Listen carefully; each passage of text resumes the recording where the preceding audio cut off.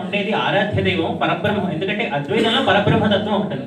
ఆ పరబ్రహ్మతత్వం వివిధాకారాలు ధరిస్తుంది. విశిష్టాద్వైతంలో ఏంటంటే పరబ్రహ్మమే నారాయణుడు. ఆ పరబ్రహ్మమే నారాయణుడిగా భావించినప్పుడు ఇంకా మిగతా వారందరూ వారి పరివారంగా మనం ధ్యానిస్తాం, వారిని పూజిస్తాం.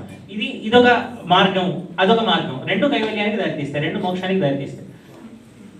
రెండు ఇచ్చినటువంటి మహానుభావులు శంకర భగవత్పాదుల వారు, రామానుజాచార్య స్వామి వారు. ఇద్దరూ మనకు ఆరాధ్యులే. ఎవరికి కాదనుకుంటాం?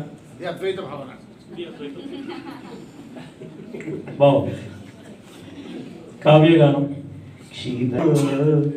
క్షీరాబ్ధి తరగలో శ్రీపయోధరములో తొలిపాము పొలుసులో తుగుశయ్య చలువ వెన్నెల చాలు మలయు వెందెలవాలు ఎక్కి మంటలడాలు నిగ్గు చూపు